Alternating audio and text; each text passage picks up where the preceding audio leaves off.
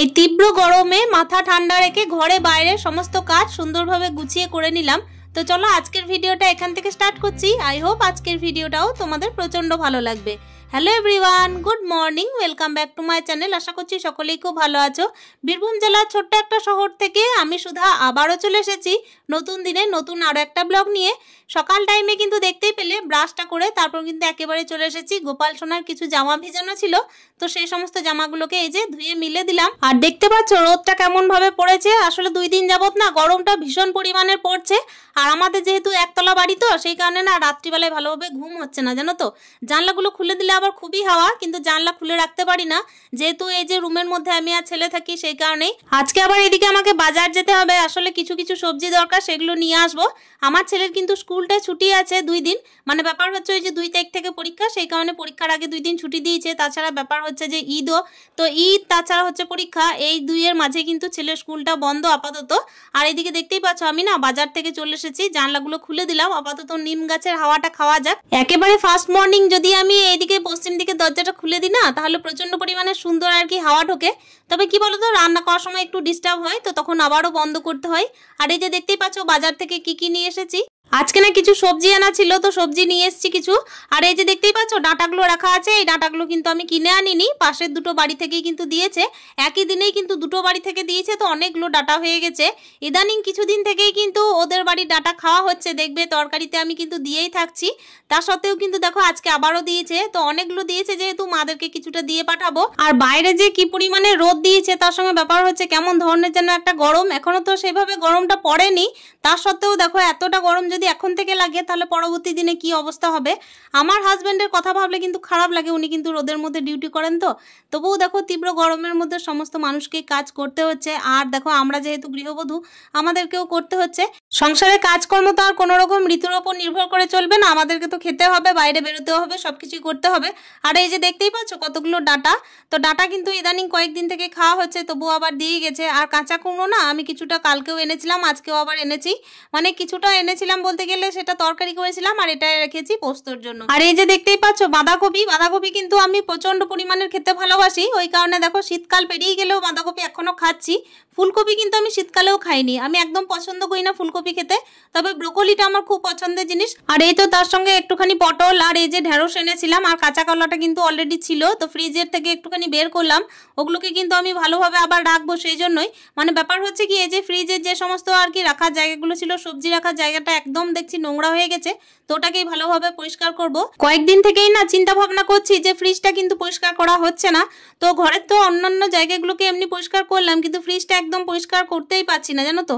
মানে এই গরমের মধ্যে না কাজ করতে করতে একেবারে হাঁসফাঁস অবস্থা। তো ওই কারণে এই যে সবজি রাখার জায়গাটা আপাতত পরিষ্কার করলাম, আর ফ্রিজটাকে না রয়েস হয়ে একদম পরিষ্কার করতে হবে, কেন কি ফ্রিজের তো অনেকটা এরিয়া আর অনেক কিছু একদম মেটেও পড়ে আছে, তো সেইগুলোকে কিন্তু আমাকে পরিষ্কার করার জন্য একটা টাইম সাপেক্ষ মানে ব্যাপার থাকে। তো আর এই যে আমার ছেলের সামনে পরীক্ষা, তো সেই সমস্ত কিছু ম্যানেজ করতে করতে তো একটুখানি সময় লাগবেই আমাকে। কিন্তু দেখো ঘরের সমস্ত কাজই করতে হয়, আর ঘরে বাইরে সমস্ত কিছুই ম্যানেজ করতে হয়। তো সমস্ত কিছু ম্যানেজ করার পর তো একরকমভাবে মানে এক এক দিন চলে, তাই না। তো এক এক জায়গায় কিন্তু এক এক রকমভাবে পরিষ্কার করি, আর মাথা ঠান্ডা করে তো কাজ করতেই হবে, কেন কি প্রত্যেকটা সংসারে দেখবে মাথা ঠান্ডা রেখে কাজ না করলে কিন্তু একেবারে কাজগুলো ভালোভাবে হতে চায় না। সকাল থেকে কিন্তু যখন ঘুম থেকে উঠি না, তখন কিন্তু এই একই রকম চিন্তা ভাবনা নিয়ে সংসারের কাজগুলো করি, কেন কি দেখো ঋতুর ওপর নির্ভর করে কিন্তু একটা গৃহবধূর সংসার বা গৃহবধূ জীবনযাপন চলতে পারে না। এমনিতেও দেখো প্রত্যেকটা গৃহবধূ জীবনেই কিন্তু ঋতুর সঙ্গে তাল মিলিয়ে সংসারের কাজগুলো করে নিতে হয়। আর আমাদের ক্ষেত্রে কি বলতো, যাদের কিনা একা সংসার, তাদের তো এমনিতেই দেখো পজিটিভ মাইন্ডে কাজ করতে হবে, মাথাটাকে ঠান্ডাও রাখতে হবে। আর এই যে গরম পড়েছে, মাথাটা ঠান্ডা না রাখলেও নয়, কেন কি আমার তো ছেলেকে নিয়ে এমনিতেই তাড়াহুড়ো। সকাল টাইমে ওই যে কম্পিউটার ক্লাস নিয়ে যাব, ড্রয়িংয়ে নিয়ে যাব, আগে তো আবার আরও বেশি তাড়াহুড়ো হতো।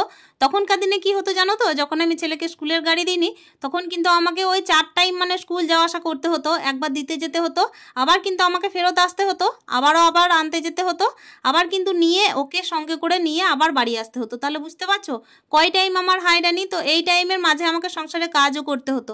এখন ইদানিং না হয় আমি ছেলেকে স্কুলের গাড়িটা দিয়েছি। আর এই যে দেখতেই পাচ্ছ এই কথা বলতে বলতে কিন্তু আমার ছেলের খিদে পেয়ে গেছে। আজকে কিন্তু আমি সকাল টাইমে মানে ফার্স্ট মর্নিং ভাতটা বসাইনি, ছেলের জন্য একটুখানি ডিম টোস্ট করে দিচ্ছিলাম। আসলে কি বলতো প্রত্যেকদিন তোর ভাত খেয়ে অভ্যাস, তো আজকে বললাম একটুখানি ডিম টোস্ট খেয়ে নাও। এদিকে ছেলের জন্য ডিম টোস্ট করার আগে আমি নিজের জন্য চা করে নিয়েছিলাম। কেন বলতো, কেন কি ওই যে বাইরে থেকে এলাম আবার যদি ঠান্ডা জল খাই তাহলে কিন্তু শরীরটা বেশ ভালো লাগবে না, সেই কারণেই। কেন কি সকাল টাইমে না ওই একবার চাটা খেয়েছিলাম যদিও বা, কিন্তু এখনো পর্যন্ত তো পুজো দিতে বাকি আছে, সেই কারণেই একটুখানি ভাবলাম চাটা খেয়ে নি। মাথাটাও ধরেছিল রোদের কারণে।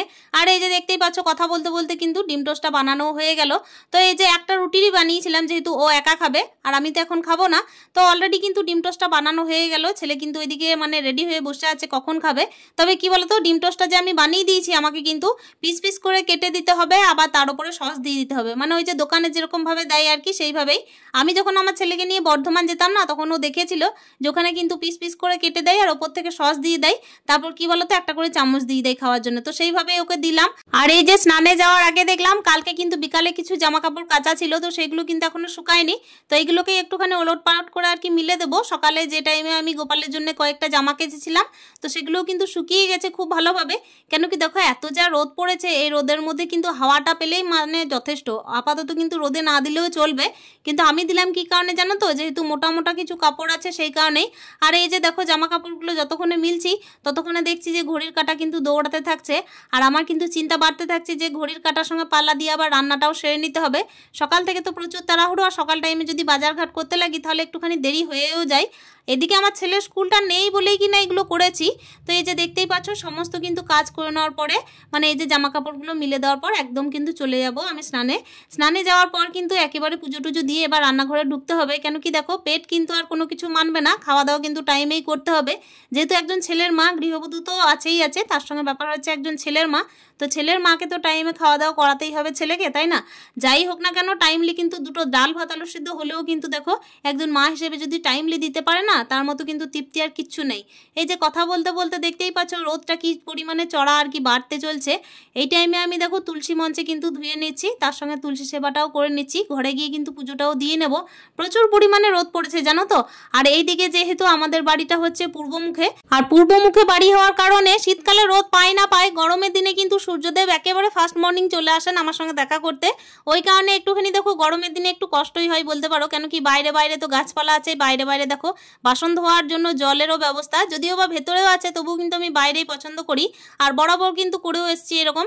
আর এই যে দেখো কথা বলতে বলতে রোদটা কেমন চড়া উঠছে আর মাথাটাও কেমন ঝিমঝিম করতে লাগছিল এই টাইমে। মানে রোদ থেকে যতক্ষণে যায় ততই মঙ্গল। আর তারপর কিন্তু চলে এসেছি দেখো ঠাকুর সেবা করার জন্য। ঠাকুর সেবা কিন্তু আমি ভগবানের ভোগ দেওয়ার পর না এই যে থালা বাটিগুলোকে একেবারেই তুলে দিই, কেন কি ভোগের থালা কিন্তু আমি রাখি না। আর এই তো পুজো কিন্তু করতে করতে আমি হনুমান চালিসাটাও পড়ে নিই। তারপর কি করি বলতো, বাইরে কিন্তু ধূপ দিতে যাই, কেন কি আমাদের বাইরেও তো অনেকগুলো মন্দির আছে, তো সেগুলোতে তো ধূপ দিতে যেতেই হয় প্রত্যেক দিনের অভ্যাস যেহেতু। আর প্রত্যেক দিনে যে অভ্যাসটা করে রেখেছি সেগুলোকে একেবারে ত্যাগ করি না। এদিকে সকালে কিছুক্ষণ পড়ানোর পর ছেলেকে কিন্তু আমি খেলতে পাঠিয়েছি পাশের বাড়িতে, কেন কি খেলাধুলাটাও খুব দরকার। আর গরমের মধ্যে কি বলতো সংসারে কাজ করতে করতে ছেলেকেও টাইম দিতে হয়, তার সঙ্গে কি বলতো ছেলেরও কিন্তু মাথা ঠান্ডা রেখে পড়াশোনা করানোর ব্যাপারটাও একটু দেখতে হয়। কেন কি ওকে যদি সবসময় পরপর করি তাহলে ও কিন্তু পড়তে চাইবে না। আর এই টাইমের মধ্যে যে সময় আমার ছেলে খেলাধুলা করছে সেই টাইমে আমি রান্নাটা সেরে নিচ্ছি। আজকে না একটুখানি বেগুন পোড়া আর টমেটো পোড়া করেছি, ভাবছিলাম নিম বেগুন করব, তো প্রত্যেক দিন তো এটা খাওয়া সম্ভব হয় না, কেন কি আমার ছেলে খায় না। তো আর এই যে দেখতেই পাচ্ছ টমেটো পোড়াটা করলাম না অনেকদিন পর করেছি, কেন কি উনুনের মধ্যে টমেটো পোড়া যখন খেতাম ছোটবেলায় তখন একরকম খেতে লাগতো, আর এখন গ্যাসের মধ্যে আরও একরকম খেতে লাগে। সেই টাইমে যতই আর কি ঘুটের ছায়ের যেগুলো লেগে থাকে সেগুলো লেগে থাকলেও কিন্তু টেস্ট লাগতো। এখনকার দিনে তো সেই টেস্ট পাওয়াও যায় না, তবুও দেখো খেতে হবে, আধুনিক যুগে যেরকম আর কি কাজ কারবার তো সেরকমই চলতে হয়। এদিকে একটা ডিমের অমলেট করে দিলাম ছেলের জন্য, ছেলে বললো পেঁয়াজ ছাড়া খাবে, তো ওর জন্য কিন্তু আমি পেঁয়াজ ছাড়াই করে দিলাম। আর এই যে দেখতেই পাচ্ছ পাপড় ভাজা আমার ছেলের তো অল টাইম ফেভারিট, তো ওটাও করে দিয়েছি। একটুখানি মুসুর ডাল করেছি, তার সঙ্গে আলু সিদ্ধ। আজকে কিন্তু একটু ভাজা পোড়া দিয়েই গেল দিনটা। মানে কি বলতো এই গরমের মধ্যে কিন্তু এগুলো বেশ বেস্ট লাগে খেতে। গরমের মধ্যে দেখবে কোনো রকমের কোনো ঘ্যাট সবজি ভালোও লাগছে না খেতে, আর একা সংসারে তো একদমই ভালো লাগছে না। এই গরমের মধ্যে দেখো বাইরে দৌড়াদৌড়ি, একা সংসারে তো অনেক রকমেরই চাপ থাকে, যেহেতু মেন্টালি চাপ, তার সঙ্গে হচ্ছে দেখো শারীরিক চাপ। তো সমস্ত কিছু মিলিয়েই কিন্তু একটা গৃহবধূ হিসেবে আমাকে সংসারের সমস্ত কাজ করার পরে যখন ওই যে দিন শেষে মানে একটুখানি বিশ্রাম নিতে যাই না, তখনও কিন্তু ছেলের পড়াশোনার কথা মনে পড়ে। আর এই যে দেখো ঘড়ির কাঁটায় যখন বাজে ওই মোটামুটি 4টে, এই টাইমে কিন্তু আমি ঝাঁটপাট দিয়ে নিচ্ছি। মাঝে তো লাঞ্চটা সেরেছি অনেকক্ষণ আগেই, ছেলেকেও কিন্তু টাইমলি খাইয়ে দিয়েছি। এরপর কিন্তু ছেলেকে নিয়ে একটুখানি মনে পড়াশোনা করাবো। পড়াশোনা বলতে যেহেতু পরীক্ষার সিলেবাসটা তো একদম কমপ্লিট হয়ে গেছে, কিন্তু রিভাইজ দিতে হবে। আর এই তো ঘড়ির কাঁটায় একেবারে যখন বিকাল ঘনিয়ে আসবে তখন কিন্তু ছেলেকে একটুখানি মানে খেলাধুলা করতে পাঠাবো। তারপর তো সংসারে যেরকম প্রত্যেক দিনের আর কি সন্ধ্যা দেওয়া, আবার ওই রাতের খাওয়া দাওয়া, এই চলে। আর পরীক্ষার আগে পর্যন্ত না আমি কম্পিউটার স্যারকে ফোন করে বলে দিয়েছি, তার সঙ্গে হচ্ছে ড্রয়িংয়ের স্যারকেও ফোন করে বলে দিয়েছি যে ছেলেকে কিছুদিন আর কি পাঠাবো না। তার সঙ্গে কি বলতো গানের টিচারদেরকেও মানা করেছি আসতে। আর এই যে একেবারে ব্লগের লাস্ট মুহূর্তে চলে এসেছি। গরমের মধ্যে সমস্ত কাজ করার পরে একেবারে ব্লগের লাস্ট মুহূর্তে এসে প্রত্যেকের কাছে বিদায় নিচ্ছি। আশা করছি আজকের ভিডিওটা তোমাদের প্রত্যেকের খুবই ভালো লেগেছে। যদি ভালো লেগেছে তাহলে একটা কমেন্টের মাধ্যমে জানানোর চেষ্টা করো। দেখা করছি তাহলে পরবর্তী দিনের আরো কিছু ভিডিও নিয়ে। ততক্ষণের জন্য স্টে হ্যাপি, হ্যাপি মন, টাটা, ভালো থেকো, সুস্থ থেকো।